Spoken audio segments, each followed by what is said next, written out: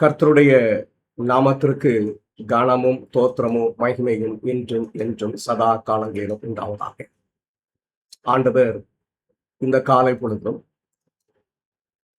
தம்முடைய வார்த்தையை பகிர்ந்து கொள்ளக்கூடிய சூழ்நிலையை ஏற்படுத்தி கொடுத்ததுக்காக கர்த்தரை நான் சோஸ்தரிக்கிறேன். நிச்சயமாக அவர் தம்முடைய ஆவியானவரை கொண்டு நமக்கு சகல விதத்திலும் உதவுவார் என்று சொல்லி நான் கிறிஸ்துவுக்குள் விசுவாசிக்கிறேன். நம்ம செய்திக்குள்ளாக கடந்து செல்கிறதுக்கு முன்பாக தலைகளை தாழ்த்தி ஜெபம் செய்வோம். எங்களை அதிகமாய் நேசிக்கிற எங்கள் அன்பு தகப்பனே, இந்த நல்ல காலை பொழுதுல உடைய வார்த்தையை தியானிக்கக்கூடிய சூழ்நிலையை கர்த்தர் எங்களுக்கு தந்ததுக்காக நாங்கள் சோஸ்தரிக்கிறோம். கர்த்தர் கிருபையும் இரக்கமாய் இருந்து உடைய குமாரனுடைய தியாகத்தை நினைவு கூர்ந்து எங்கள் பாவங்களையும் குற்றங்களையும் குறைபாடுகளையும் பொறுத்தர்களையும் மன்னித்து உடைய ஆவியானவர் ஒத்தாசையை எங்களுக்கு தரும்படியாக உங்கள் சமூகத்தில் தாழ்ந்து நாங்கள் ஜெபிக்கிறோம். உடைய ஆவியானவர் சத்தத்தை நாங்கள் கேட்கும்படியாய் கர்த்தர் அனுக்கிரகம் செய்யுங்க. எங்கள் அன்பு தகப்பனை, குறைபாடு உள்ள நாங்கள், பலவீனமான நாங்கள் உடைய வேதத்தின் மகத்துவங்களை அறிந்து கொள்ள பிரயாசப்படும் பொழுது உங்களுடைய ஒத்தாசையும் உங்களுடைய ஞானமும் இல்லாமல் அது கூடாத காரியம் என்பதை நிச்சயமாய் உணர்கிறோம். ஆண்டவர் பரலோகத்தின் சேனையை கொண்டு எங்களை பாதுகாத்து உங்களுடைய ஆவியானவரை கொண்டு எங்களை வழி நடத்தி உடைய வேதத்தின் ரகசியங்களை விளங்கிக் கொள்ளக்கூடிய ஞானத்தை எங்களுக்கு கட்டளையிடும்படியாய் இந்த சன்னிதானத்தில் தாழ்மையாய் ஜெபித்து நிற்கிறோம். எங்கள் அன்பு தகப்பனே, உங்களுடைய வருகை துரிதமாக இருக்கிறது என்பதை நாங்கள் அறிந்திருக்கிறோம். நீங்கள் விரைவாக வருவீர் என்பது நிச்சயமாய் உணர்கிறோம். எங்கள் நேச பிதாவே, நாங்கள் எந்த நிலையிலும் கைவிடப்பட்ட பிள்ளைகளாய் காணப்பட்டு விடாதபடி உம்மால் ஆதாயப்படுத்தப்பட்ட பிள்ளைகளாய் இருக்க கர்த்தர் கிருபை செய்யும்படியாய் இயேசுவின் நாமத்தினால் ஜெபிக்கிறேன் அன்பு மிகுந்த பரமபிதாவே, ஆமென். கர்த்தருடைய நாமத்திற்கு மகிமை உண்டாவதாக. நிச்சயமாக தேவன் நம்மோடு கூட இருந்து நம்மை காத்து வழி நடத்துகிறார் என்று சொல்லி நான் கிறிஸ்துவுக்குள் விசுவாசிக்கிறேன். இந்த கடைசி நாட்களிலே நாம் அறிய வேண்டிய மகத்துவங்களை அவர் நமக்கு கற்றுத்தருகிறார் என்று அவருக்குள் நிச்சயமாய் நான் உணர்கிறேன். ஒவ்வொரு வாரமும் நம்ம ஒரு தலைப்பை கீழே படித்து வருகிறோம். 8ஆம் ராஜ்யம் என்கிற தலைப்பின் கீழே படித்து வருகிறோம்.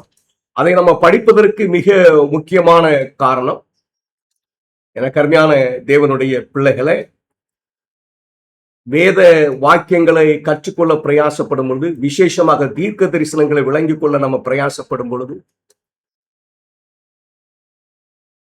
பாவத்தை வெளிப்படுத்தக்கூடிய உபதேசத்தோடு அது சொல்லப்படும் என்று தீர்க்க தரிசனுடைய எழுத்துக்களில் அறிந்திருந்ததுனால இந்த தீர்க்க தரிசன விளக்கங்களை மையமாக கொண்டு கடைசி நாட்களிலே தேவனுடைய ஜனம் தெளிவாக இருக்க வேண்டிய உபதேசங்களை வெளிப்படுத்துவதற்கு பிரயாசம்தான் இந்த செய்தியினுடைய நோக்கம்.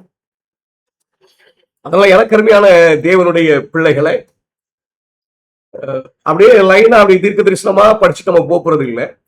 இந்த தீர்க்க தரிசனங்களை படித்துக் கொண்டு வரும்பொழுது எங்கெல்லாம் தேவனுடைய உபதேசங்களை விளங்கிக் கொண்டு பாவத்தை வெளிப்படுத்தக்கூடிய சூழ்நிலைகள் உண்டாகும் பொழுது அவைகளை தெளிவாக சொல்வதற்கு பிரயாசப்பட போகிறோம். எனக்கு அருமையான தேவனுடைய ஜனம், இந்த நாளில இருந்து மிக முக்கியமான காரியத்தை படிக்க போகிறோம்.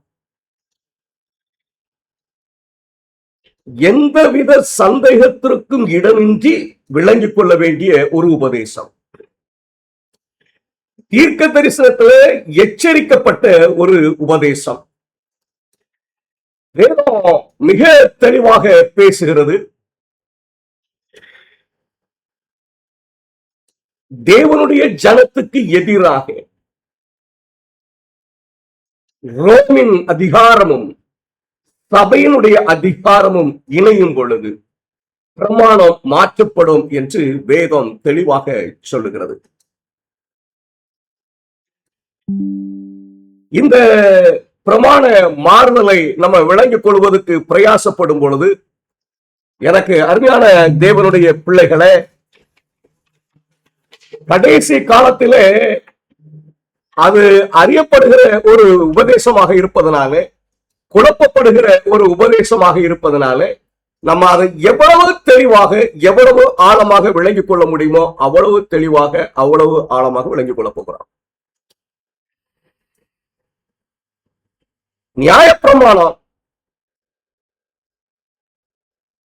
இதை மாற்றுவதற்கு ரோமினுடைய அதிகாரமும் சபையினுடைய அதிகாரமும் சேரும் போது நிச்சயமாக நிகழும் என்று சொல்லி தீர்க்க தரிசனம் சொல்லி இருக்கிறது. இந்த பிரமாணம் என்ன என்பதையெல்லாம் நம்ம தெளிவாக அறிந்திருந்து சாத்தானாலே மாற்றப்பட போகிற பிரமாணம் எது, அது மாற்றப்பட்டிருக்கிறதா என்பதெல்லாம் நம்ம தெளிவாக விளங்கிக் கொண்டு ராஜ்யத்தை அடையாளம் காண போகிறோம்.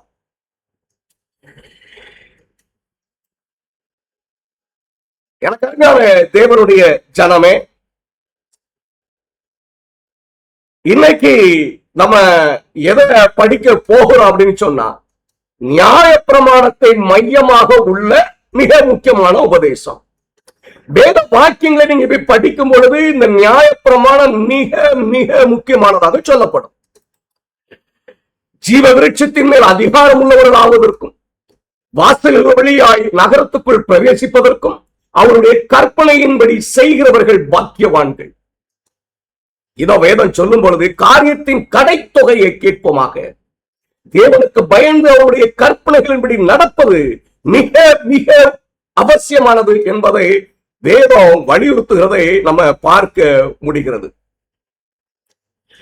எனக்கு இன்னும் வேத வாக்கியங்களை நம்ம பார்க்கும் பொழுது இந்த நியாயப்பிரமாணத்தினுடைய முக்கியத்துவம் தெளிவாக வேதாகமத்தில் வெளிப்படுத்தப்பட்டிருக்கிறது.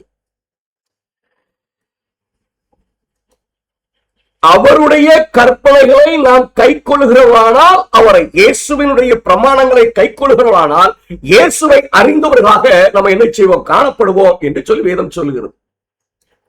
இன்னும் விசுவாசத்தினால நியாயப்பிரமாணத்தை அவமாக்குறோமோ அப்படி அல்ல, நியாயப்பிரமாணத்தை நிலைநிறுத்துகிறோம் என்று வேத வாக்கியம் பேசுகிறது. இந்த நியாயப்பிரமாணம் பரிசுத்தம் உள்ளது, நல்லது என்று வேதம் கற்றுத்தருகிறது. இந்த நியாய பிரமாணத்தை சாத்தான் மாற்ற நினைப்பான் என்று சொல்லி தீர்க்க தரிசனம் உரைக்கப்பட்டு இருக்கிறது. எனக்கு அருமையான தேவனுடைய ஜனமே, இந்த நியாய பிரமாணம் எவ்வளவு முக்கியமானது, அதை வேத வாக்கியங்கள் மூலமாக எவ்வளவு தெளிவாக அறிய முடியுமோ அவ்வளவு தெளிவாக நாம் அறிந்து கொள்வதற்கு பிரயாசப்பட போறோம். ஆகையினால இந்த நியாயப்பிரமாணத்தை குறித்து படிப்பதற்கு இந்நாளிலே நம்ம தேர்ந்தெடுத்திருக்கிற தலைப்பு என்னன்னா, மோசையின் நியாயப்பிரமாணம். இந்த மோசையின் நியாயப்பிரமாணத்தை ஏன் தலைப்பாக எடுத்து படிக்கிறோம் அப்படின்னு சொன்னா, இன்னைக்கு கிறிஸ்துவ சமுதாயத்தில் எனக்கு அருமையான தேவனுடைய ஜனமே, மிகவும் குழப்பத்திற்குள்ளாக்கப்பட்ட ஒரு உபதேசம். இந்த மோசையினுடைய நியாயப்பிரமாணம் வேத வாக்கியங்களுடைய எவ்வளவு முக்கியமானது என்பதை இந்நாளிலே அறிந்து கொள்ள போகிறோம். ஒருவேளை இந்த மோசையின் நியாயப்பிரமாணத்தை குறித்து ஒரு மனநிலை கிறிஸ்துவ சமுதாயத்தில் காணப்படுகிறது. இந்த மனநிலையை கொஞ்சம் அப்படி தூர வச்சுட்டு வேத வாக்கியம் என்ன சொல்லுகிறது என்பதை தெளிவாக அறிந்து கொள்ள வேண்டும். அதை அப்படியே ஏற்றுக்கொள்கிற மனது உடையவர்களாய் பாருங்க. நம்ம எந்த வியாக்கியானங்களும் செய்ய போறதில்ல, வசனங்களை வாசிக்க போகிறோம், உண்மையை விளங்கிக் கொள்ள போகிறோம், அவ்வளவுதான். வேத வாக்கியங்களை ஆராய்ந்து அறிந்து புரிந்து கொள்வதற்கு பெரிய தியாலஜில படிச்சுட்டு வர வேண்டியதில்லை. அப்படி தியாலஜி படிச்சு, கிரேக்க மொழியை படிச்சு, எபிரேய மொழியை படிச்சுதான் ஒருவன் ரட்சிப்புக்கான முக்கியமான காரியங்களை விளங்கிக் கொள்ள முடியும் அப்படின்னு சொன்னா,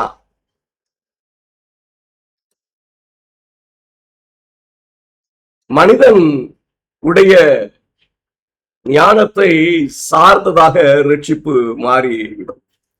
வேதத்தை அறிய வேண்டும், வேதத்தை புரிந்து கொள்ள வேண்டும், இந்த ரட்சிப்பை நான் பெற்றுக்கொள்ள வேண்டும் என்கிற தாபத்தோடு யாரெல்லாம் வேத வாக்கியங்களுக்குள் பிரவேசிக்கிறார்களோ அத்தனை பேரும் விளங்கிக் கொள்ளத்தக்க வகையில எளிய நடையிலே வேதம் எழுதப்பட்டிருக்கிறது. அதனால எனக்கு அருமையான தேவனுடைய பிள்ளைகளே, இந்த நாளிலே இந்த மோசையின் நியாய பிரமாணம் அப்படின்னு ஒண்ணு இருக்குத, வேதாகமத்துல பேசப்படுகிறத, இந்த மோசையின் நியாய பிரமாணத்தை குறித்து அதனுடைய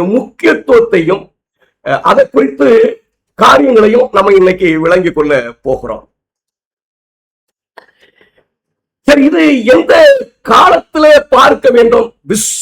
ஒரு நியாயபரமான மாற்றுதல் சொல்லப்பட்டிருக்குத. இது எந்த இடத்துல உள்ள மாற்றுதல்? நம்ம ஏதாவது ஒரு காலத்துல போய் அங்க மாறி இருக்கு, அதை பிடிக்கிறது இல்லை, அதை புரிந்து கொள்கிறது இல்லை. தீர்க்க தரிசனத்தினுடைய வரிசையிலே, ராஜ்யங்களுடைய வரிசையிலே அது அந்த காலத்திலே மாற்றப்பட்டிருக்கிறான் பார்க்க வேண்டும். தெசலோனிக்கருடைய நிருபத்துல பவுல் எழுதும் பொழுது இப்படியாக எழுதுகிறார்.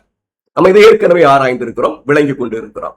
எவ்விதத்திலும் ஒருவனும் உங்களை மோசம் போக்காதபடிக்கு எச்சரிக்கையாயிருங்கள். ஏனென்றால் விசுவாச துரோகம் முந்தி நேரிட்டு கேட்டின் மகனாகிய பாவ மனுஷன் வெளிப்பட்டால் ஒழிய இயேசுனுடைய இரண்டாம் வருகையின் நாள் வராது. அவன் எதிர்த்து நிற்கிறவனாயும் தேவன் எனப்படுவது எதுவோ, ஆராதிக்கப்படுவது எதுவோ, அவைகள் எல்லாவற்றிற்கும் மேலாக தன்னை உயர்த்துகிறவனாயும் தேவனுடைய ஆலயத்தில் தேவன் போல் உட்கார்ந்து தன்னை தான் தேவன் என்று காண்பிக்கிறவனாயும் இருப்பான். நான் உங்களிடத்தில் இருந்தபோது இவைகளை சொன்னது உங்களுக்கு ஞாபகம் இல்லையா? அவன் தன் காலத்தில் வெளிப்படும்படிக்கு இப்பொழுது அவனை தடை செய்கிறது இன்னதென்று அறிந்திருக்கிறீர்களே. இது சீஷருடைய காலத்துக்கு பிறகு நடக்க வேண்டிய ஒரு விசுவாச துரோகம். தீர்க்க தரிசனத்துல வரிசைகளை நீங்க படிக்கும் பொழுது அது ரோமர் ராஜ்யத்துக்கு பிறகு, அது 10 பிரிக்கப்பட்ட பிறகு சபையும் ரோமும் இணைகிற அந்த சூழ்நிலையில நியாயப்பிரமாணம் மாற்றப்பட வேண்டும். அப்ப போய் பார்க்கணும் நியாயப்பிரமாணம் மாறி இருக்கிறான்னு சொல்லி. ஏதோ ஒரு காலத்துல போய் பார்த்துட்டா நியாயப்பிரமாணம் மாறி இருக்கு, அப்படி இல்லை. ஆண்டவர் எந்த காலத்திலே நியாயப்பிரமாணத்தை மாற்றுவதற்கான பிரயாசம் காணப்படும் என்பதை தெளிவாக சொல்லியிருக்கிறார். அது சீஷர்களுக்கு பிறகு உள்ள காலம் தானே தவிர அதற்கு முன்புள்ள ஒரு காலத்தை போய் நீங்க பார்த்தீங்க அப்படின்னு சொல்ல ஏமாந்து போயிருவீங்க. எனக்கு அருமையான தேவனுடைய ஜனமே, ஆண்டவர் தெளிவாக சொல்லி வச்சிருக்காரு, நம்ம குழம்புன்னா குழம்பிக்கலாம். அப்ப நம்ம இந்த நியாயப்பிரமாணத்தை படிக்கும் பொழுது நியாயப்பிரமாணத்தின் முக்கியத்துவத்தை பார்த்துட்டு அது மாற்றப்பட்டிருக்கிறதா என்பதை நம்ம அறிந்து கொள்ள பிரயாசப்படும் பொழுது எந்த காலத்துல போய் படிக்கணும் அப்படின்னு சொன்னா சீஷருடைய காலத்துக்கு பிறகு, ரோமர் ராஜ்யத்துக்கு பிறகு அது மாற்றப்பட்டிருக்கிறதா என்பதை நாம் விளங்கி கொள்ள வேண்டும்.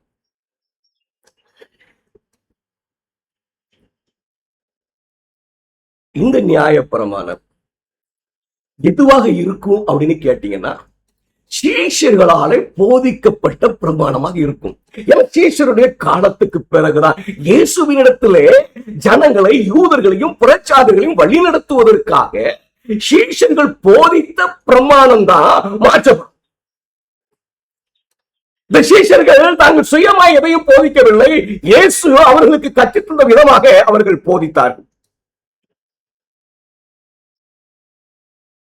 இயேசு ஞானஸ்நானம் எடுத்த பிறகு முதலாக அவரிடத்துல சேர்ந்த சீஷர்கள் இயேசுவை மேசியா என்று எப்படி அறிந்து கொண்டார்கள் என்று வேதம் தெளிவாக சொல்கிறது. பிலிப்பு நாத்தான்வேலை கண்டு நியாயப்பிரமாணத்திலே மோசையும் தீர்க்கதரிசியும் எழுதியிருக்கிறவரை கண்டோ. எனக்கு அறிஞருடைய பிள்ளைகளே, சீஷர்கள் மேசியாவை, இயேசுவை எப்படி அடையாளம் கண்டார்கள் என்று சொன்னார். மோசையினுடைய நியாயப்பிரமாணத்தில் எழுதியிருக்கிற இயேசுவை கண்டோம் என்று அவர்கள் சாட்சி பகிர்கிறார்கள். இன்னைக்கு அநேகர் இயேசுவை அறிந்ததாக பகிரங்கமாக அறிவிக்கிறார்கள். நீங்கள் மோசையின் நியாயப்பிரமாணத்தில் உள்ள இயேசுவை கண்டிருக்கிறீர்களா? இன்னும் வேதம் பேசுகிறது, ஆண்டவராகிய இயேசு கிறிஸ்து தாம் மரித்து உயிர்த்தெழுந்த பின்பு, மரணத்துக்கு முந்தி அல்ல, மரித்து உயிர்த்தெழுந்த பின்பு அவர் பேசுறார் பாருங்க. அப்பொழுது அவர் அவர்களை நோக்கி, தீர்க்கதரிசிகள் சொன்ன யாவையும் விசுவாசிப்பதற்கு புத்தி இல்லாத மந்த இருதயம் உள்ளவர்களே, கிறிஸ்து இவ்விதமாய் பாடுபடவும் தமது மகிமையில் பிரவேசிக்க வேண்டியது இல்லையா என்று சொல்லி மோசே முதலிய தீர்க்கதரிசிகள் எழுதின வேத வாக்கியங்கள் எல்லாவற்றும் தம்மை குறித்து சொல்லியவைகளை அவர்களுக்கு விவரித்து காண்பித்தார்.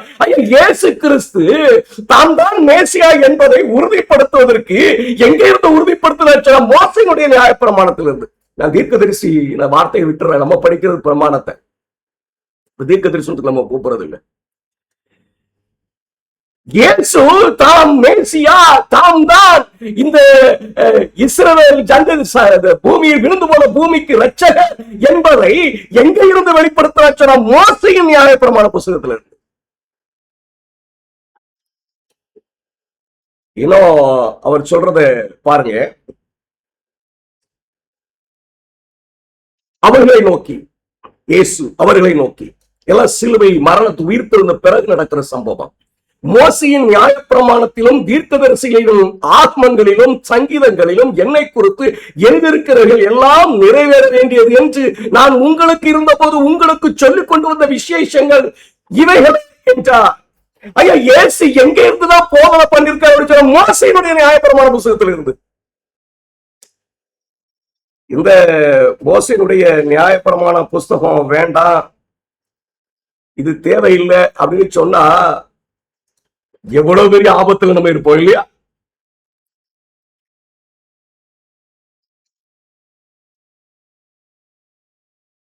எனக்கு அறிவான தேவனுடைய பிள்ளைகளை, நியாயப்பிரமாணத்தை மாற்ற நினைப்பான்னா சும்மா இல்ல. இந்த நியாயப்பிரமாணத்தின் மூலமாக தான் இயேசு கற்றுக் கொடுக்கப்பட வேண்டும். அப்படித்தான் சீஷர்கள் இயேசுவை மேசியா என்று அடையாளம் கண்டு கொண்டார்கள், வரவேண்டியவர் என்று அடையாளம் கண்டு கொண்டார்கள். அப்படித்தான் இயேசு தம்மை மேசியா என்பதை உறுதிப்படுத்துவதற்கு போதனைகளை செய்தார். இதோ இயேசு தம்முடைய ஊழிய காலத்துல அவர் பேசிய காரியம், நீங்கள் மோசையை விசுவாசித்தீர்களானால் என்னையும் விசுவாசிப்பீர்கள், அவன் என்னை குறித்து எழுதியிருக்கிறானே. மோசையினுடைய நியாயப்பிரமாண புஸ்தகம் எவ்வளவு முக்கியமானது என்பதை இயேசுவினுடைய நேரடி வார்த்தையிலிருந்து விளங்கிக் கொடுக்கிறோம். இந்த முக்கியத்துவத்தை நம்ம படிக்கிறதுக்கு காரணம் என்ன அப்படின்னு சொன்னா, எனக்கு அறிவான தேவனுடைய ஜனமே, ஒரு ராஜ்யம் எழுப்ப போகிறது. அது ரோமினுடைய அதிகாரத்தை பெற்ற சபையினுடைய ராஜ்யம், சபை தேசத்தை ஆளுகிற ஒரு நிலை. அதற்கு முன்பாக விசுவாச துரோகம் நடக்கும். அந்த விசுவாச துரோகம் நியாயப்பிரமாணத்தை சார்ந்து இருக்கும். அப்படின்னா எந்த நியாயப்பிரமாணத்தை சார்ந்து இருக்க போகிறது அப்படின்னு சொன்னா, சீஷர்களால் போதிக்கப்பட்ட பிரமாணம், இயேசுவால் போதிக்கப்பட்ட பிரமாணம், இயேசு யார் என்பதை அறிந்து கொள்வதற்கு, இயேசு மேசியா என்பதை அறிந்து கொள்வதற்கும், அவர் இரட்சகர் என்பதை அறிந்து கொள்வதற்கும் இயேசு கையாண்ட விதத்தை பார்க்கும் பொழுது மோசையின் நியாயப்பிரமாணத்தில் சாத்தான் குறியாக இருப்பான் என்பது வெளிப்படையாக காணப்படுகிறது. அப்போஸ்தலர்கள் எப்படி போதிச்சாங்க? அதற்கு அவர்கள் ஒரு நாளை குறித்து அநேகம் பேர் அவன் தங்கியிருந்த வீட்டிற்கு அவனிடத்திலே வந்தார்கள். அவன் காலமே தொடங்கி சாயங்காலம் மட்டும் மோசையின் நியாயப்பிரமாணத்திலும் தீர்க்கதரிசிகளின் ஆகமங்களிலிருந்து இயேசுவுக்கு அடுத்த விஷயங்களை அவருக்கு போதித்து தேவனுடைய ராஜ்யத்தை குறித்து சாட்சி கொடுத்து விவரித்து பேசினார்.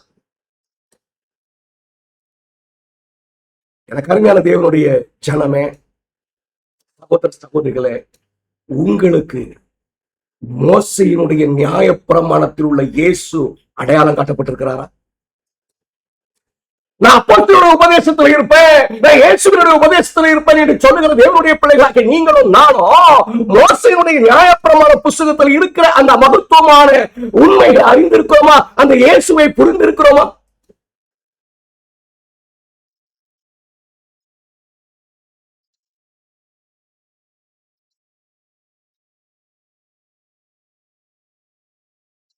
மோசையினுடைய நியாய பிரமாணம், அதுல உள்ள பிரமாணம் மாற்றப்பட்டால் நான் இயேசுவை அறியாதவனாக இருப்பேன்.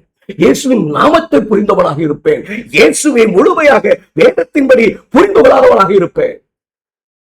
அதனால சாத்தானுடைய பெரிய திட்டம் என்ன அப்படின்னு நம்ம தெரிந்து கொள்ளும்போது, நியாயப்பிரமாணத்தை அவன் மாற்றுவதற்கு பிரயாசப்படுகிறான். இந்த நியாயப்பிரமாணத்தில் இருக்கிற மாதிரி தேவனுடைய பிள்ளைகள் தேவ இயேசுவை அறிந்து விட்டால் அவர்கள் தேவனுடைய ராஜ்யத்துக்குள்ள போயிடுவாங்க. அதனால அந்த பிரமாணத்தை மாற்றி போட்டுருவோம், அதுல இல்லாத ஒரு இயேசுவை விசுவாசிக்க வைத்துருவோம் என்று சொல்லி சாத்தான் திட்டமிட்டு இருக்கிறான். அதை ஆண்டவர் நமக்கு தீர்க்க தரிசனமாக முன்னுரைத்திருக்கிறார். அது எப்பொழுது மாற்றப்படும், யாராவது மாற்றப்படும், எல்லாத்தையும் சொல்லி இருக்கிறார்.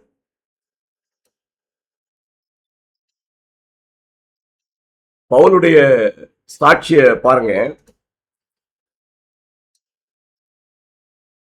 உம்மிடத்தில் ஒன்றை ஒத்துக்கொள்கிறேன், அது என்னவென்றால் இவர்கள் மதவேதம் என்று சொல்லுகிற மார்க்கத்தின்படியே எங்கள் முன்னோர்களின் தேவனுக்கு ஆராதனை செய்து நியாயப்பிரமாணத்திலும் தீர்க்கதரிசிகள் புஸ்தகத்திலும் எழுதியிருக்கிற எல்லாவற்றையும் நான் விசுவாசித்து நீதிமான்களும் அந்நீதிமான்களாக மரித்தோர் உயிர் பெற்றிருப்பது ஒன்று என்று இவர்கள் தேவனிடத்தில் நம்பிக்கை கொண்டிருக்கிறது போல நானும் நம்பிக்கை கொண்டிருக்கிறேன். பவுல் விசுவாசித்தது மோசேயினுடைய நியாயப்பிரமாணம்.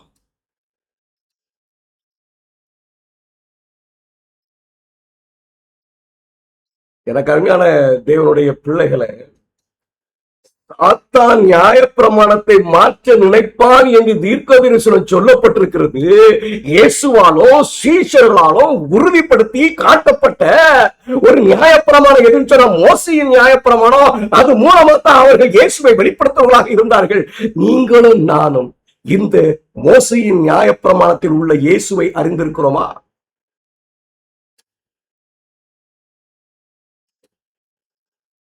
பவுல் பேசுறார் பாருங்க. அவர் என்னத்தை போதித்தேன்னு சொல்றார். நாங்க என்ன பிரசங்கம் பண்ணணும் அப்படின்னு சொல்றார். நாங்க என்ன விசுவாச வார்த்தையை போதித்தோன்னு சொல்றார்.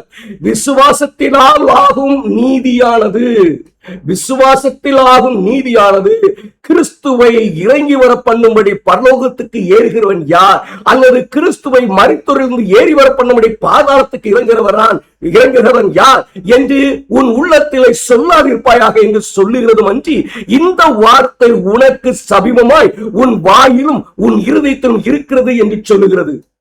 இந்த வார்த்தை நாங்கள் பிரசங்கிக்கிற விசுவாச வார்த்தை தான். எங்க சொல்லுகிறதுங்க இது? நாங்கள் ஒரு விசுவாச வார்த்தை பேசுகிறோம், கிறிஸ்துவை பேசுகிறோம். இந்த விசுவாச வார்த்தை சொல்லப்பட்டிருக்குதுப்பா. எங்க சொல்லப்பட்டிருக்குது? உபாகமம்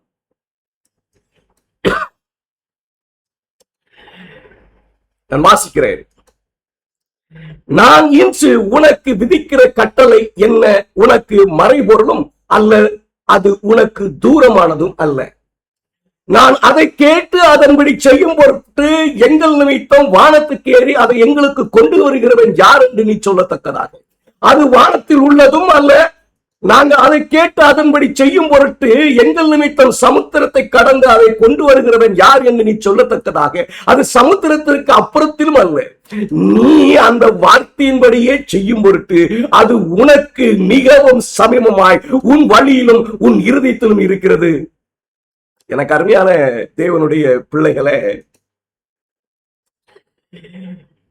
மிக நேர்த்தியாக வேதம் சொல்கிறது. பவுல் போதித்த விசுவாச வார்த்தை இயேசு கிறிஸ்து எங்க இருக்கிறார்? மோசேயின் நியாயப்பிரமாண புத்தகத்தில் இருக்கிறார். இந்த மோசேயினுடைய நியாயப்பிரமாண புஸ்தகம் போதிக்கப்படுகிறதா அல்லது இயேசுடைய நாமம் மட்டும் போதிக்கப்படுகிறதா? மோசேயினுடைய நியாயப்பிரமாண புஸ்தகத்தில் இருக்கிற இயேசு அப்படியே படப்பிடித்து உங்களுடைய கண்களுக்கு முன்பாக கொண்டு வந்திருக்கிறதா அல்லது சாத்தானாலே மாற்றப்பட்ட அந்த நியாயப்பிரமாணத்தின் அடிப்படையில் இயேசு உங்களுக்கு முன்பாக கொண்டு வரப்பட்டிருக்கிறதா? பவுல் சொல்றாரு, நான் மோசேயின் நியாயப்பிரமாணத்தில் இருக்கிற விசுவாச வார்த்தையை தான்ப்பா போதிக்கிறேன், மாத்தி இல்ல. அதைத்தான் நான் விசுவாசிக்கிறேன். அதில் இருந்துதான் காலையிலிருந்து சாயங்காலம் வரைக்கும் இயேசுவை குறித்து நான் வெளிப்படுத்துகிறேன். எனக்கு அருமையான தேவனுடைய ஜனமே, நம்ம எப்படி அறிந்திருக்கிறோம் என்பதை சிந்தித்து பார்க்க வேண்டிய கட்டாயமான நிலையிலே நம்ம இருக்கிறோம். சரி, இன்னும் இந்த நியாயப்பிரமாணத்தை குறித்து வேதம் சொல்கிறத பாருங்க. இவ்விதமாய் நான் விசுவாசத்தினாலே நீதிமானாக்கப்படுவதற்கு நியாயப்பிரமாணம் நம்மை கிறிஸ்துவிடத்துல வழிநடத்துற உபாத்தியா இருந்தது. ஐயா, பவுலால் உபதேசிக்கப்பட்டவங்க எல்லாரும் எதன் மூலமாக கிறிஸ்துவிடத்தை வழிநடத்தப்பட்டாருன்னா மோசையுடைய நியாயப்பிரமாணத்தின் மூலமா தான். நீங்களும் நானும் மோசையுடைய நியாயப்பிரமாணத்தின் மூலமாக கிறிஸ்துவிடத்தில் வழி நடத்தப்பட்டிருக்கிறோமா? இல்ல, சாத்தானாலே மாற்றப்பட்ட நியாயப்பிரமாணத்தின் மூலமாக வழி நடத்தப்பட்டிருக்கிறோமா?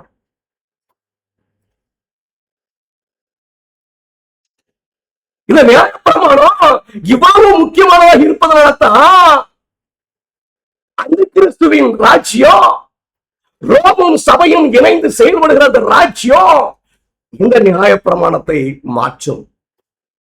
இந்த நியாயப்பிரமாணத்தை மாற்றும். இன்னும் நம்ம இந்த நியாயப்பிரமாணத்தை குறித்து அறிந்து கொள்வோம்.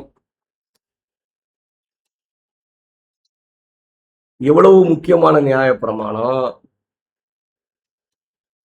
ஈஸ்வரனாலே போதிக்கப்பட்ட நியாயப்பிரமாணம், இயேசுவாலே போதிக்கப்பட்ட மோசையின் நியாயப்பிரமாணம், என்னை கிறிஸ்துவினிடத்தில் வழிநடத்துகிற அந்த மோசையின் நியாயப்பிரமாணம், இதன் மூலமாக எனக்கு இயேசு போதிக்கப்பட்டிருக்கிறாரா என்பதை நீங்களும் நானும் அறிந்து கொள்ள. அப்படி போதிக்கப்படலைன்னா இந்த நியாயப்பிரமாணம் எவ்வளவு முக்கியம்னு பாருங்க. எப்படி எனில் உங்களிடத்தில் வருகிறவன் நாங்கள் பிரசங்கியாத வேறொரு இயேசுவை பிரசங்கித்ததானால், வேறொரு இயேசு போதிக்கப்படுகிறார். எப்ப ஆரம்பிச்சுட்டு? ஈஸ்வருடைய காலத்திலே ஆரம்பிச்சுட்டு. ஏன்னா விசுவாச துரோகம் முந்தி நேரிடும். விசுவாச துரோகத்துக்குள்ள போறவங்க வேறொரு இயேசுவை பின்பற்றுகிறவர்களாக இருப்பார்கள்.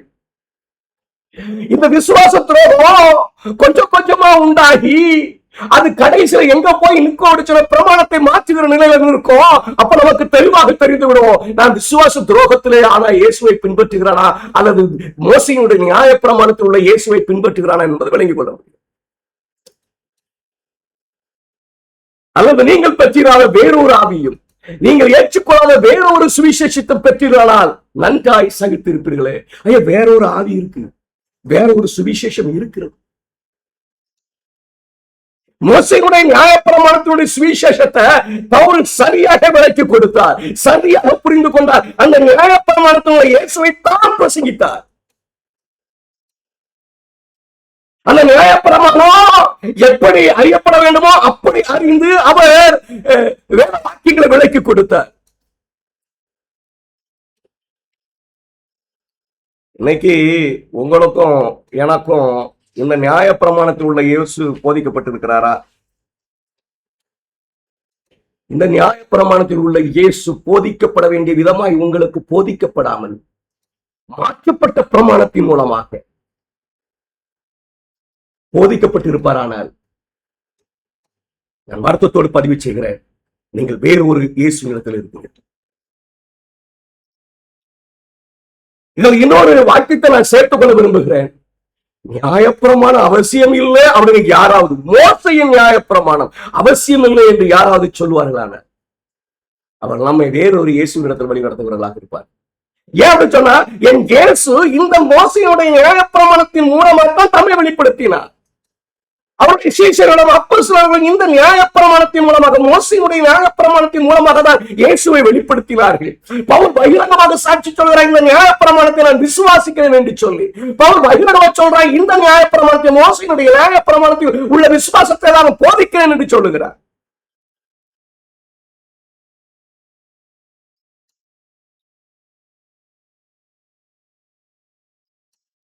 எனக்கு அருமையான தேவனுடைய சனமே, கேட்கிற நீங்க இதுவரைக்கும் இருந்த உங்களுடைய எண்ணம், நியாயப்பிரமாணத்தை பற்றிய உங்கள் எண்ணம் நீக்கப்பட்டு வேதாகமம் வெளிப்படுத்துகிற உண்மைக்குள் கடந்து வரும்படியாய் தாழ்மையா நான் வேண்டிக் கொள்கிறேன். சரி, இந்த மோசையின் நியாயப்பிரமாணம் அப்படி படிச்ச உடனே நம்ம கொஞ்சம் அந்த மோசையின் நியாயப்பிரமாணத்தை கீழே போட்டுருவோம் இல்லைங்களா? நமக்கு தெரியுது மோசையினுடைய நியாயப்பிரமாணம் எவ்வளவு முக்கியப்பா, இயேசுவை அறிகிறதுக்கு, இயேசுவின் இடத்துல வருகிறதுக்கு. பவுல், சீஷர்கள், அது இயேசு, எல்லாரும் இந்த மோசையின் நியாயப்பிரமாணத்தை மையமா வைத்துதான் போதித்திருக்கிறார்கள் என்பது வெளிப்படையாக பகிரங்கமான உண்மையாக இருக்கிறது. மோசையின் நியாயப்பிரமாணம் அப்படின்னு அதுல ஒரு அசால்ட்னஸ் தேவைப்படும். அதுல ஒரு அது ஏதோ கொஞ்சம் குறைந்தது போல மதிப்பிடுகிற மனது நம்மிடத்துல உண்டாக்கப்பட்டிருக்கு. ஆனா வேதம் நேர் முரணாக இருக்கிறது. நான் வாசிக்கிறேன் பாருங்க, நெகேமியாவினுடைய புத்தகத்திலிருந்து வாசிக்கிறேன். ஜனங்கள் எல்லோரும் தண்ணீர் வாசலுக்கு முன்னான வீதியிலே ஒருமனப்பட்டு கூடி கர்த்தர் இஸ்ரவேலுக்கு கற்பித்த மோசையின் நியாயப்பிரமாண புஸ்தகத்தை கொண்டு வர வேண்டும் என்று வேதபாரகனாகிய எஸ்ராவுக்கு சொன்னார்கள். எதை கொண்டு வர வேண்டும் என்று? மோசையின் நியாயப்பிரமாண புஸ்தகத்தை. அப்படியே 7ஆம் மாதம் 1 தேதியிலே ஆசாரனாகிய எஸ்ரா நியாயப்பிரமாணத்தை புருஷரும் ஸ்திரீகளும் கேட்டு அறியத்தக்கதாக அனைவருமாகிய சபைக்கு முன்பாக கொண்டு வந்து தேவனுடைய நியாயப்பிரமாண புஸ்தகத்தை தீர்க்கமாக வாசித்து அர்த்தம் சொல்லி வாசித்ததை அவர்களுக்கு விளங்க பண்ணினார்கள். மோசையினுடைய நியாயப்பிரமாண புஸ்தகம்னாலும் சரிதான், தேவனுடைய நியாயப்பிரமாண புஸ்தகம்னாலும் சரிதான், ரெண்டும் ஒண்ணுதான். மோசையின் நியாயப்பிரமாணம் சொன்ன உடனே அது ஏதோ மோசை எழுதி கொடுத்த பிரமாணம் போல நினைக்க தூண்டப்பட்டுட்டோம். பாத்தீங்களா?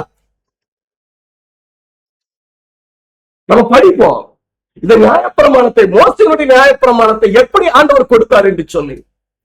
இது மோசையின் மூலமாக தேவன் மோசைக்கு வெளிப்படுத்தி மோசையின் மூலமாக போதிக்கப்பட்டதுனால அது மோசையின் நியாயப்பிரமாணம் என்று அழைக்கப்படுகிறது.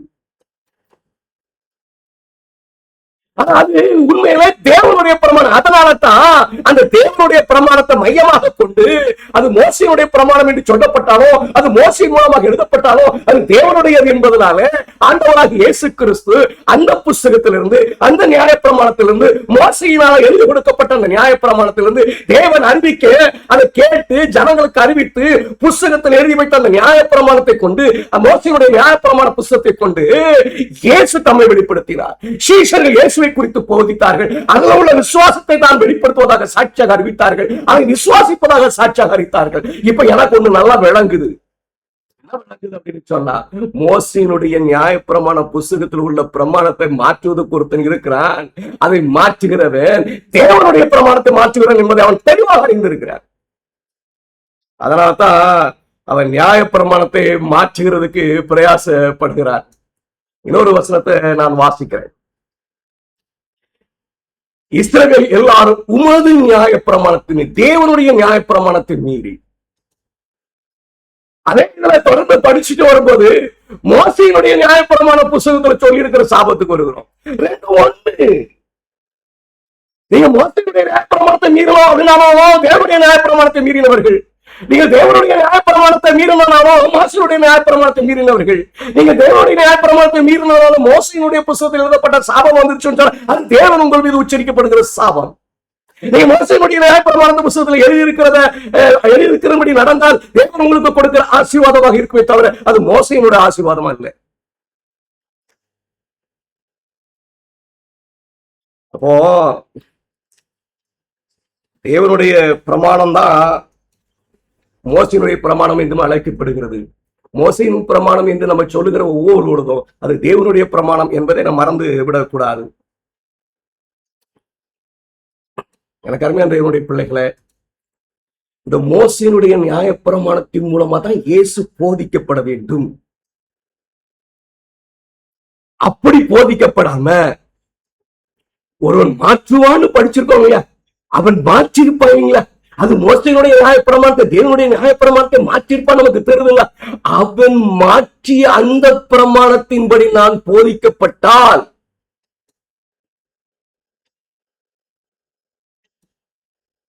என்ன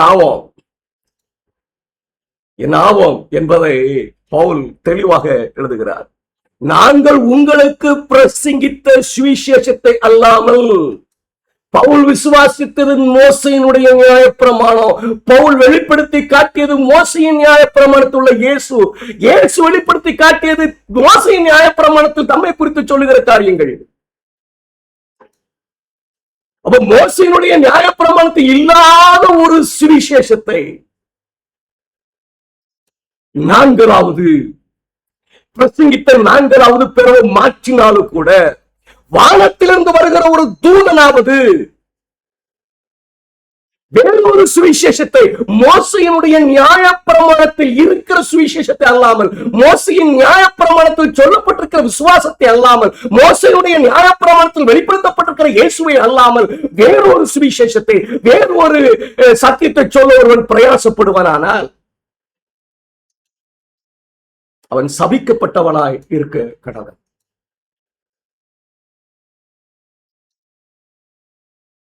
சாத்தான் மாற்றுவான்னு தீர்க்க தரிசனம் சொல்லுது பாத்தீங்களா? நியாய பிரமாணத்தை, அது மோசையினுடைய நியாய பிரமாணத்தை மாற்றுவான். அவன் மாற்றுகிறது அப்படி கருவா இருக்கும். அதை மாற்றியத்துல முடிச்சோம் அப்படிங்கிறதா. அப்படி மாற்றப்பட்ட பிரமாணத்தை நான் கை கொண்டு அந்த மாற்றப்பட்ட பிரமாணத்தை நான் விசுவாசித்து நான் நீதியா இருக்கிற நினைச்சா அந்த சுவிசேஷம் வேறொரு சுவிசேஷம்.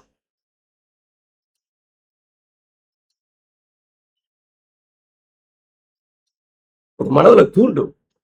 ஆவியானவர் பேசுவார், ஆனால் தூண்டும். ஆண்டவரே, மோசையின் நியாயப்பிரமாணத்திலிருந்து சொல்லணுமாமே, அதெல்லாம் எங்களுக்கு என்னன்னே சொல்லியே தரவில்லையே. மோசையின் நியாயப்பிரமாணத்தை மாற்றுவாராமே. ரோம அதிகாரத்தை பெற்ற சபை அந்தி கிறிஸ்து விசுவாச தொடக்கத்தினால உண்டான அந்த மாறுதலை அங்கீகரிக்குமாமே. மாற்றப்பட்ட பிரமாணத்தில் இருக்கிறானா? மாற்றப்பட்ட பிரமாணத்தின்படி போதிக்கப்பட்ட இயேசுவை நான் பின்பற்றுகிறானா? கேள்வி வருது இல்லையா? நிச்சயமாய் படிப்போம், நிச்சயமாய் படிப்போம். இப்ப நீங்க புரிஞ்சுக்கிட வேண்டிய ஒன்று, உங்க கேள்வி நீங்க என்ன செய்யுங்க, ஆராய்ந்து பாருங்கள். ஆண்டவர் வெளிப்படுத்துவார். மாற்றப்பட்ட மோசையின் பிரமாணத்தில் உள்ள இயேசுவை நான் அறிந்தவனாய் காணப்படுகிறேன். ஐயோ, நான் சபிக்கப்பட்டவனாவே.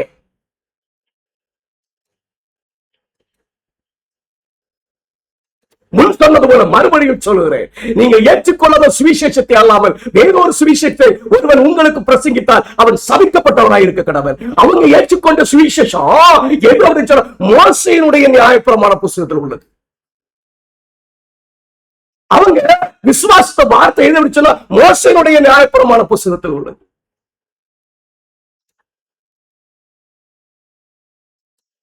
எனக்கு அறிந்த பிள்ளைகளை, ஆண்டவராகிய இயேசு கிறிஸ்து மரித்து உயிர்த்தெழுந்த பின்பு இது மோசையினுடைய நியாயப்பிரமாண புத்தகத்திலிருந்து தம்மை வெளிப்படுத்தினார்.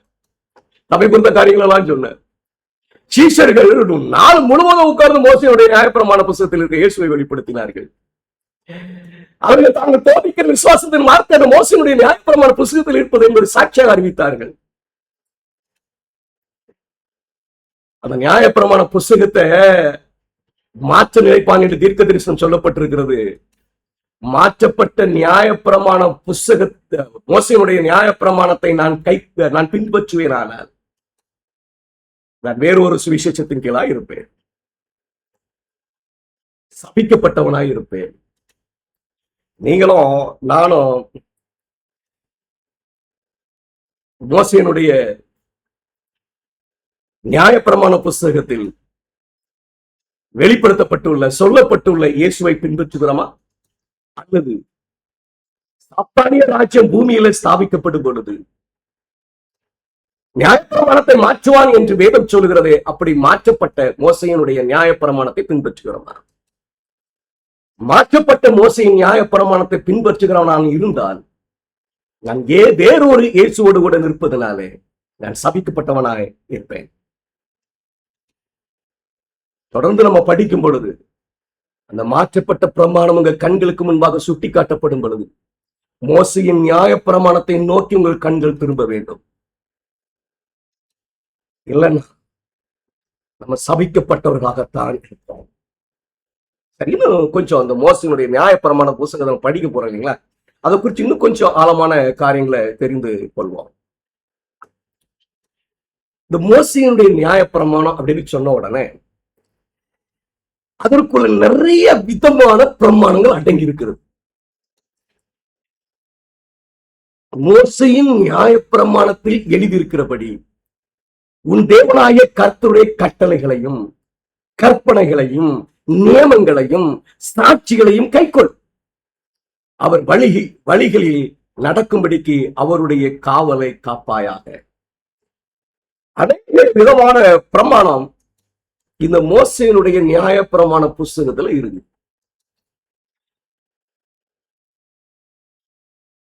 அது என்ன அப்படின்னு நம்ம தெரிந்திருக்க வேண்டும். நம்ம மோசேயினுடைய நியாய பிரமாணத்தில் இருக்கிற இயேசுவை அறிய வேண்டும்.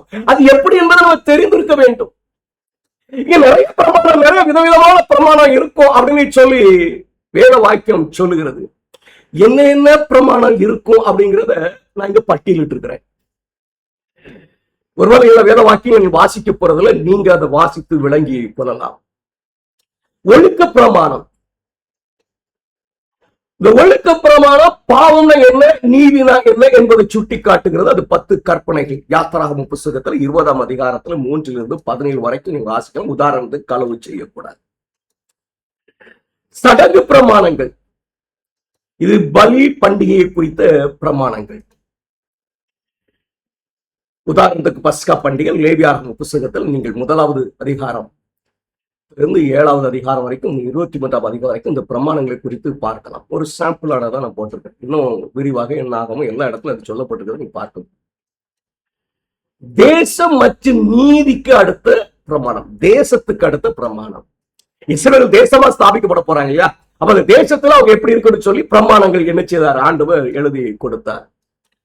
அவங்க குடியிருக்கும் போது எப்படி குடியிருக்கணும், என்ன செய்யணும், செய்யக்கூடாது, என்ன செஞ்சா என்ன தண்டனை கொடுக்கணும், இப்படி அநேக பிரமாணங்கள் இருக்காது. தேசமாக இஸ்ரவேலர்கள் குடியிருக்கும் போது கைக்கொள்ள வேண்டிய பிரமாணங்கள். யாத்திராகமம் 21 - 23 வரை நீங்கள் வாசிக்கலாம். உதாரணத்துக்கு ஓய்வு நாள்ல வேலை செய்து அவனை கொண்டுடணும். இது தேசிய சட்டம், தனிப்பட்ட மனிதன் கடைபிடிக்க வேண்டிய சட்டம் அல்ல. ஆரோக்கியத்திற்கு அடுத்தும் சுத்திகரிப்புக்கு அடுத்த பிரமாணமும் இருக்குது. சுகாதாரம், உணவு, அதெல்லாம் குறித்து ஆண்டவர் பேசி இருக்கிறார். லேவியராகமம் 11ஆம் அதிகாரத்திலிருந்து 15ஆம் அதிகாரம் வரைக்கும் நீங்கள் வாசிக்கலாம். ஸ்திரீகள் எப்படி அவர்களுடைய மாதவிடாய்க்கு பிறகு சுத்திகரிக்க வேண்டும், குஷ்டரோகி குணமாயிட்டுன்னு எப்படி சுத்திகரிக்க வேண்டும் என்கிற பிரமாணங்கள்லாம் அது இருக்குது. இது சுகாதாரத்துக்கு அடுத்த பிரமாணம். சமூக சட்டம், ஏழைகள் அந்நியர்களை எப்படி பராமரிக்கணும்னு ஆண்டவர் சட்டம் கொடுத்திருக்கிறார். அவங்க தேசமாய் குடியிருக்கும் போது ஏழை எளியவர்களை எப்படி பராமரிக்க வேண்டும் என்று சொல்லுகிறார். நீங்க லேவியராகமம் 19 உபாகமம் 24 இப்படி அநேக இடங்கள் அதை பார்க்க முடியும். நான் ஒரு சாம்பிளுக்காக பிரமாணம் இருக்குது அப்படின்னு நீங்க தெரிஞ்சுக்கணுங்கிறதுக்காக எடுத்து போட்டிருக்கிறேன். ஒரு அந்த ஏழைகளை எப்படி பராமரிக்கணும்னு சொல்லும் போது அறுவடை, அவங்க விவசாய தொழில் அறுவடை பண்ணும் பொழுது நிலத்தின் ஓரத்தில் இருக்கிறதெல்லாம் நீ அறுக்காது, அதை விட்டு முழுசையா அறுத்து எடுத்துறாது, ஏழைகளுக்கு இருக்கட்டும் அப்படின்னு சொல்லி ஆண்டவர் சட்டம் கொடுக்கிறார். இந்த ஆசீர்வாத சாபமும் அந்த பிரமாணத்தில் இருக்கிறது. அது கீழ்ப்படுகிறவனுக்கும் கீழ்ப்படியாதவனுக்குமான சட்டம். கீழ்ப்படுகிறவனுக்கு ஆசீர்வாதமும் கீழ்ப்படியாதவனுக்கு சாபமும் அங்கே இருக்கிறது. இது நீங்க லேவியராகமம் 26ஆம் அதிகாரத்திலும் அந்த சாபம் ஒண்ணு இருக்கு அப்படிங்கிறத தானியேல் 9ஆம் அதிகாரத்திலும் விளங்கிக் கொள்ளலாம். எனக்கு அருமையான தேவனுடைய ஜனமே,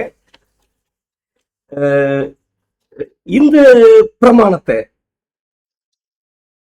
மாற்றினால் மனிதன் வேறொரு இயேசுவினிடத்துல வழி நடத்தும்படியாக மாற்றப்படும். சும்மா ஏதோ ஒரு பிரமாணத்தை மாட்டிட்டு போயிட்டா அப்படி இருக்காது. ஏன்னா இங்க சாத்தானுடைய ராஜ்யம் செய்கிறது, வேறொரு இயேசுவினிடத்துல வழி நடத்தும்படியாக மாற்றப்படுகிறது. விசுவாச துரோகம் உண்டாகி அநேக வேறொரு இயேசுவினிடத்துல வழி நடத்தினார்கள். அப்படி போற ஒரு தீர்க்க தரிசன காலம் வரப்போகிறது. பிரமாணம் மாற்றப்பட போகிறது. அந்த பிரமாணத்தை மாற்றினான் அப்படின்னு சொன்னா, சாத்தான் மாற்றினான் சொன்ன பிள்ளைகள் அது நிச்சயமாக வேற ஒரு இயேசுவிடத்தில் கொண்டு விடுகிறதாக இருக்கு. இப்ப எல்லா பிரமாணத்தையும் மாற்றுவானுங்க. வான் இவரை தொட்டா மரம் சாஞ்சிருங்கிற மாதிரி எங்க மாற்றினா நான் வேறொரு இயேசுவிடத்துல போவோம் அப்படின்னு சொல்லி சாத்தான் நினைக்கிறானோ அந்த பிரமாணம் மாற்றப்படும். வேதம் எந்த பிரமாணம் மாற்றப்படும் என்பதையும் சொல்லி இருக்கிறது. நம்ம படிப்போம். முதல் நியாய பிரமாணத்தினுடைய முக்கியத்துவத்தை நம்ம விளங்கி கொள்ள வேண்டும். இது மாத்திரம் இல்லை. நீங்க மோஸ்ட்லி நியாய பிரமாணங்கிற வார்த்தை பார்க்கும்போது இது மாத்திரம் அல்ல. இந்த பிரமாணத்தை போதித்து விளக்கம் கொடுப்பாங்க இல்லையா, அதை விளங்க பண்ணுவாங்க இல்லைங்களா? அப்படி விளங்க பண்ணுகிறவர்களால பிரமாணமாக சொல்லப்பட்ட காரியங்களையும் வேதம் மோசையின் நியாய பிரமாணம் என்றே அழைக்கிறது. விருத்த சேதனம் பண்ணணும்.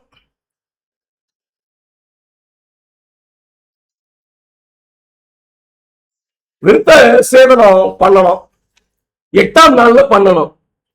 ஓய்வு நாள்ல எந்த வேலையும் செய்யக்கூடாது. அப்ப விருத்த சேதனம் ஓய்வு நாள்ல வந்துட்டா என்ன செய்யறது அப்படின்னு ஒரு கேள்வி எழும் இல்லைங்களா? அப்ப போதிக்கிறவர்களால ஏற்படுத்தப்பட்ட பிரமாணம் இருக்கிறது. அவங்க என்ன சொல்றாங்க பாருங்க, அது ஆண்டவராக இயேசு கிறிஸ்து அதை வெளிப்படுத்துகிறாரு. மோசையின் நியாயப்பிரமாணம் மீறாதபடிக்கு, விருத்த சேதனம் 8ஆம் நாள்ல பண்ணணுங்கிற அந்த நியாயப்பிரமாணம் மீறாதபடிக்கு ஓய்வு நாளிலே மனுஷன் விருத்த சேதனம் பெறலாம் என்றால், இது யாரு போதிச்சது சொன்னா ஆசாரியர்கள். இந்த நியாயப்பிரமாணத்துக்கு விளக்கம் கொடுக்கறவங்க, ஓய்வு நாள்ல நீங்க விருத்த சேதனம் பண்ணிக்கலாம்பா. இது வேதாகமத்துடைய பிரமாணம் அல்ல, போதிக்கிறவர்களால ஏற்படுத்தப்பட்ட பிரமாணம். இப்படி நீங்க அநேக பிரமாணங்களை இங்கே பார்க்க முடியும். ஒரு ஓய்வு நாள் பிரயாண தூரம், ஓய்வு நாள் வேலை செய்யக்கூடாது. இவங்க பார்த்தாங்க, இப்ப ரொம்ப தூரம் நடந்து வர வேண்டியிருக்கு, எவ்வளவு நடக்கலாம் அப்படின்னு சொல்லிட்டு ஒரு பிரமாணம், ஓய்வு நாள் இவ்வளவு தூரம் தான் நடக்கலாம் அப்படின்னு ஒரு பிரமாணத்தை ஏற்படுத்தி கொண்டார்கள். இது எங்க கிடையாது அப்படின்னு சொன்னா மோசையினுடைய நியாய பிரமாண புத்தகத்தில் கிடையாது. இன்னும் நம்ம பாரம்பரியம் அவங்க உண்டான பாரம், கை கழுவனாமல் போஜனம் பண்ணுகிறீர்களே, சுத்தமா இருக்கணும்னு சொல்லிட்டாருல்ல அவர் பிரமாணத்துல. சுத்தத்தை குறித்து பேசப்பட்டிருக்க, கை கழுவாம எப்படிப்பா சாப்பிடுறது, நீங்க என்ன கை கழுவாம சாப்பிடுறீங்க?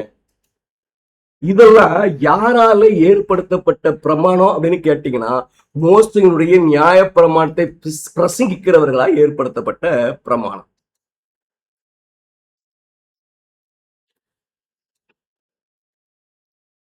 இந்த மோசையினுடைய நியாய பிரமாணத்துல இருந்துதான் இயேசு வெளிப்படுத்துறாங்க, சீஷர்கள் வெளிப்படுத்துறாங்க. பிரச்சனை அப்பவுமே வந்துருது.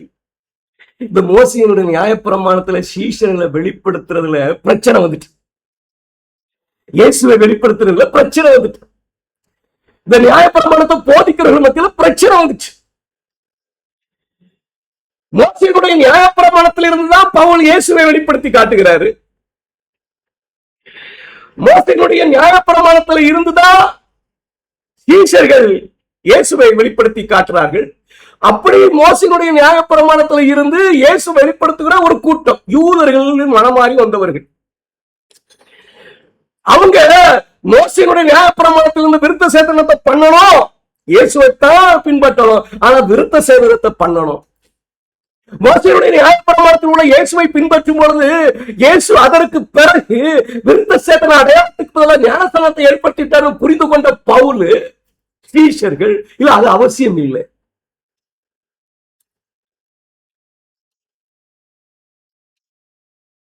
இதை நீங்க அப்போஸ்தலர் 11ஆம் அதிகாரத்துல இந்த பிரச்சனை குறித்து வாசிக்கலாம். அங்க பேதுருலாம் சாட்சி சொல்கிறத பார்க்கலாம். நான் நேர முடிவுக்கு போகிறேன்.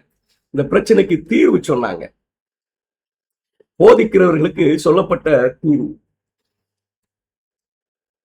ஆதலால் புறஜாதிகள் தேவனிடத்திலே திரும்புகிறவர்களை கலங்க பண்ணலாகாது என்று. இது யார் அந்த தீர்வை சொல்வார் அப்படின்னு சொன்னா யாக்கோப்பு அதற்கு தீர்வை சொல்லுவார். விக்கிரகங்களுக்கு படைத்த அசுசியானவைகளுக்கும் தேசித்தனத்திற்கும் நெருங்குண்டு சத்தத்திற்கும் இரத்தத்திற்கும் விலகி இருக்கும்படி அவர்களுக்கு நாம் எழுத வேண்டும் என்று நாம் தீர்மானிக்கிறேன். மோசையின் ஆகமங்கள் ஓவினால்தோறும் ஜெப ஆலயங்களில் வாசிக்கப்பட்டு வருகிறபடியால் பூர்வ காலம் தொடங்கி சகல பட்டணங்களிலும் அந்த ஆகமங்கள் பிரசங்கிக்கிறவர்களும் உண்டு என்றார். இந்த பிரசங்கிக்கிறவர்களால நிறைய பிரமாணம் உண்டாக்கப்படுது பாத்தீங்களா? அந்த பிரமாணங்கள்ல இந்த நாளை மாத்திரம் கை கொடுப்பா, வேற ஒண்ணும் வேண்டாம், விட்டுருங்க, நீதி எதை குறித்து நீங்க பேசாதீங்க.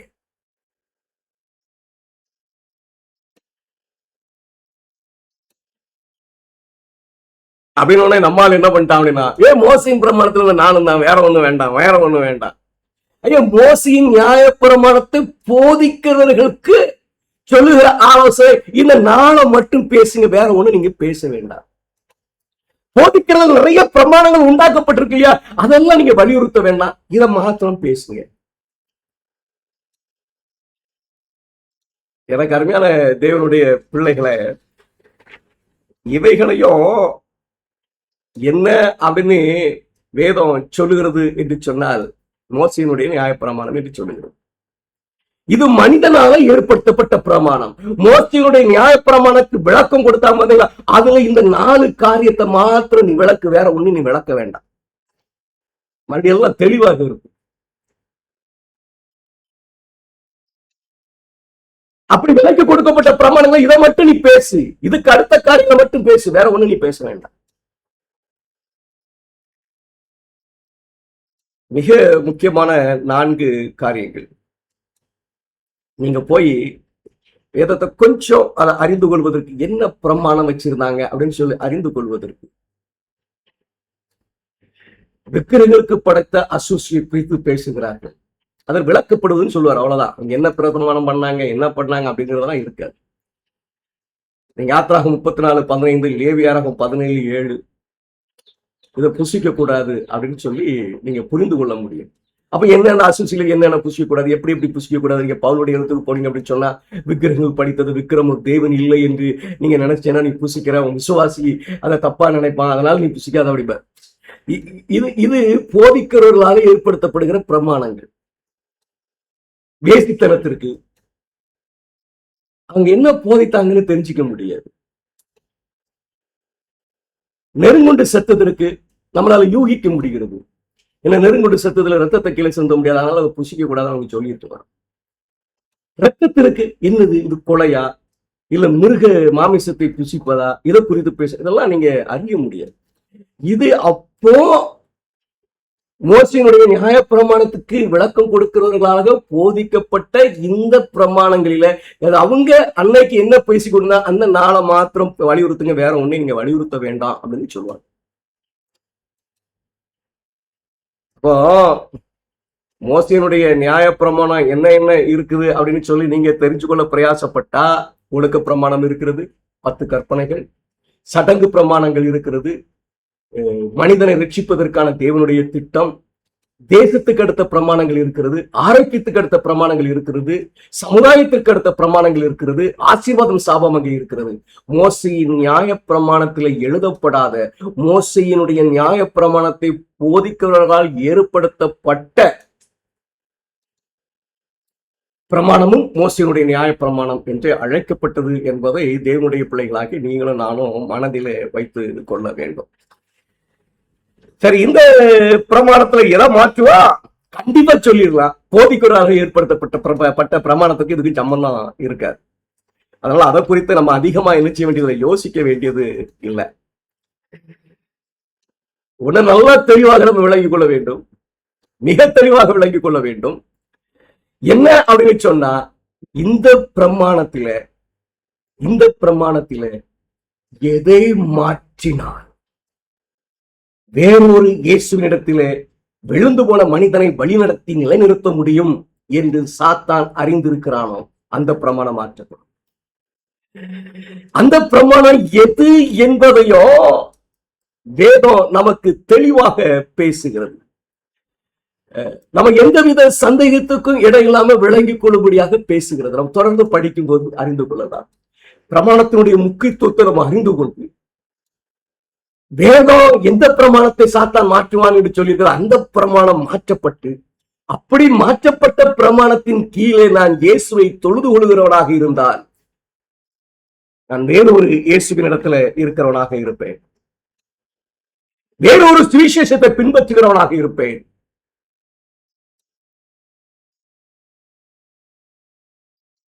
எனக்கு அருமையான தேவனுடைய பிள்ளைகளே, மோசேயினுடைய நியாயப்பிரமாணம் அது தேவனுடைய நியாயப்பிரமாணம்.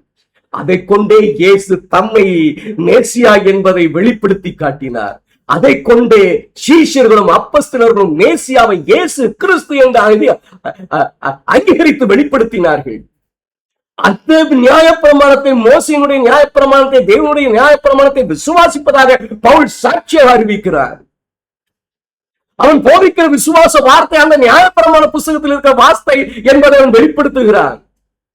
காலையில் தொடங்கி சாயங்காலம் வரைக்கும் மோசையின் நியாயப்பிரமாணத்திலிருந்து இயேசுவை வெளிப்படுத்துகிறார்களா?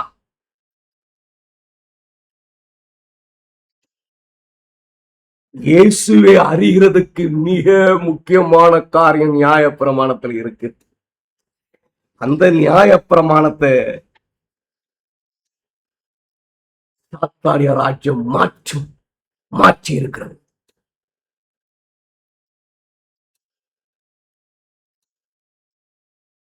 மாற்றப்பட்ட பிரமாணம் எது? நம்ம ஏதோ ஒரு பிரமாணத்தை எடுத்து படிக்க போறது இல்லை. வேதம் என்ன பிரமாணத்தை மாற்றும் என்று எழுதி இருக்கிறது. அந்த பிரமாணம் மாற்றப்பட்டிருக்குதான் பார்க்க போறோம். அப்படி மாற்றப்பட்ட பிரமாணத்தில் நீங்கள் நானும் இருந்தோம் அப்படின்னு சொன்ன எனக்கு பிள்ளைகளை நிச்சயமாக எழுதி கொள்ளுங்கள். சபிக்கப்பட்டவர்கள், வேறொரு இயேசுவை பின்பற்றுகிறவர்கள். எனவே 2 இயேசு இருக்காரா? ஆமா.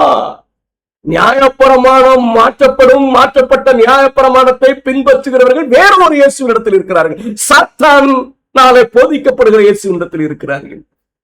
மோசேயுடைய நியாயப்பிரமாணத்தை அப்படியே பார்த்து அதுல சொல்லியிருக்க இயேசுவை பார்த்து அதுல சொல்லியிருக்க பிரமாணத்தை கை கொண்டு பின்பற்றுகிற பிள்ளைகள் வேதாகமத்தினுடைய இயேசுவின் இடத்தில் இருக்கிறார். நம்ம இதெல்லாம் தீர்க்கமாய் படிக்க போகிறோம். அதுக்கு முந்தி இன்னும் நியாயப்பிரமாணத்தினுடைய உண்மையை அழகாக விளங்கிக் கொள்ள வேண்டும். குழப்புற ஒரு உபதேசம் மோசையினுடைய நியாயப்பிரமாணம். கிறிஸ்துவ சமுதாயம் முழுமையாய் குழப்பி கிடக்கிற ஒரு உபதேசம் மோசையினுடைய நியாயப்பிரமாண உபதேசம். இது தெளிவாக இருக்க வேண்டும். ஏன்னா கடைசி காலத்தில் அறிவில்லாமல் தேவனுடைய ஜானம் சங்காரமாவர்கள் வேண்டும் சொல்கிறது. அப்ப இந்த நியாயப்பிரமாணத்தை குறித்து தெளிந்த புத்தி உள்ளவர்களாக இருக்க வேண்டும். தொடர்ந்து நம்ம இன்னும் இந்த நியாயப்பிரமாணத்தை, இந்த மோசையினுடைய நியாயப்பிரமாணம் சீனாய் மலையில கொடுக்கப்பட்டது, இஸ்ரவேலுக்கு கொடுக்கப்பட்டது என்று சொல்லப்படுகிறது. இது நிஜம்தானா? மோசையின் நியாயப்பிரமாணத்தில் சொல்ல இயேசுவைத்தான் போதித்தோன்னு சொல்றாங்க. அப்ப இந்த மோசையின் நியாயப்பிரமாணம் சீனாய் மலையில இஸ்ரவேலுக்கு தான் வந்து சொன்னா அதுக்கு முந்தி மேசியா இல்லையா? தொடர்ந்து படிப்போம். மோசையின் நியாயப்பிரமாணம், தேவனுடைய நியாயப்பிரமாணம், இயேசுவை வெளிப்படுத்துகிற நியாயப்பிரமாணம், அவருடைய தியாகத்தை வெளிப்படுத்துகிற நியாயப்பிரமாணம் எப்பொழுது காணப்படுகிறது? அடுத்த வகுப்புல நாம் அதை அறிந்து கொள்வோம். கர்த்தர் இந்த மோசையினுடைய நியாயப்பிரமாணத்தின்படி போதிக்கப்பட்ட இயேசுவின் இடத்துல என்னை நிறுத்தி இருப்பதற்காக நான் கர்த்தரை ஸ்தோத்திரிக்கிறேன். அதில் உள்ள சொல்லப்பட்ட ஒவ்வொரு நியாயப்பிரமாணத்தையும் எனக்கு தெளிவாக வெளிப்படுத்தி ஆண்டவர் எந்த நியாயப்பிரமாணத்தை நான் கடைபிடிக்க வேண்டும், எதற்கு கீழ்ப்படிய வேண்டும் என்பதெல்லாம் போதித்திருப்பதற்காக தேவனை நான் ஸ்தோத்திரிக்கிறேன். அதை உங்களோட பகிர்ந்து கொள்வதற்கான பெரிய பாக்கியத்தை கர்த்தர் தந்ததற்காக அவரை நன்றியோடு நான் துதிக்கிறேன். தொடர்ந்து படிப்போம். இந்த நியாயப்பிரமாணத்தின் முக்கியத்துவத்தை விளங்கிக் கொள்வோம். அதற்கு பிறகு மாற்றப்பட்ட நியாயப்பிரமாணம் எது என்பதை விளங்கிக் கொள்வோம். நம்ம உண்மையான இயேசுவினிடத்தில் இருக்கிறோமா, சாத்தானால போதிக்கப்பட்ட இயேசுவினிடத்தில் இருக்கிறோமா என்பதை இந்த வகுப்புகளை நாம் படித்து முடிக்கும் போது உறுதிப்படுத்துவதற்கு எதுவாக இருக்கும். குழப்பத்திற்கு இடம் இல்லாமல் வெளிப்படுத்தப்படும். எந்த இயேசுவினிடத்தில் இருக்கிறேன் என்பதை இப்பவும் நீங்கள் ஆராய்ந்து அறிந்து கொள்ளலாம். நீங்க ஆராய பிரயாசப்பட்டால் கர்த்தர் வெளிப்படுத்துவார். நீங்க சாத்தானாலே போதிக்கப்பட்ட இயேசுவினிடத்தில் இருப்பீர்களானால் அதை விட்டு வெளியே வந்துருங்க. வேதாகமத்தின் இயேசுவினிடத்தில் வந்துருங்க. மோசையுடைய நியாயப்பிரமாணத்தில் சொல்லப்பட்ட இயேசுவினிடத்தில் வந்துருங்க. தேவனுடைய நியாயப்பிரமாணத்தில் விவரிக்கப்பட்ட இயேசுவினிடத்தில் வந்துருங்க. இயேசுவால போதிக்கப்பட்ட, சீஷர்களால போதிக்கப்பட்ட இயேசுவினிடத்தில் வந்துருங்க. அந்த விசுவாசத்துக்கு வந்துருங்க. கர்த்தர் உங்களை அழைக்கிறார். தேவன் மகத்துவங்களை உங்களுக்கு வெளிப்படுத்துவாராக. உங்களை அவருடைய மேன்மையான போதனையான மோசையின் நியாயப்பிரமாணத்தின் கீழே கொண்டு வருவாராக. அந்த விசுவாசத்தின் கீழே கொண்டு வருவாராக. அந்த இயேசுவினிடத்தில் வழி நடத்துவாராக. கர்த்தர் உங்களை ஆசீர்வதிப்பாராக. ஆமென். ஜெபம் செய்வோம். நீங்கள் அதிகமாய் நேசிக்கிற எங்கள் அன்பு தகப்பனே, நல்ல நேரத்திற்காக நன்றி ஆண்டவரே. உம்முடைய மகத்துவங்களை சொல்லிக் கொடுத்ததற்காக நன்றி. ஒருவரும் கெட்டு போவதை நீர் விரும்பவில்லை. உபதேசத்தை கேட்கிற பிள்ளைகள் வேதத்தின் மகத்துவங்களை புரிந்து கொண்டு உம்மால் போதிக்கப்பட்ட, உம்முடைய சீஷர்களால் போதிக்கப்பட்ட, அப்போஸ்தலரால் போதிக்கப்பட்ட இயேசுவின் இடத்துல வர உதவுங்கள். பாவிகளாகிய எங்களை இரக்கமாக மோசையின் நியாயப்பிரமாணத்தில் உள்ள இயேசுவை வெளிப்படுத்தி காட்டியதற்காக நாங்கள் சோஸ்தம் நன்றி ஆண்டவரே. இதை கேட்கிற பிள்ளைகள் வேறொரு இயேசுவிடத்தில் இருப்பார்களே, ஆனால் அவர்கள் புரிந்து கொள்ளவும் விளங்கிக் கொள்ளவும் ஞானத்தை கொடுத்து மண்டையில் சேர்க்க முடியாது. இயேசுவின் நாமத்தில் ஜெபிக்கிறேன் அன்பு மிகுந்த பரமபிதாவே. ஆமென். ஸ்தோத்திரம். கர்த்தர் உங்களை ஆசீர்வதிப்பாராக. ஆமென்.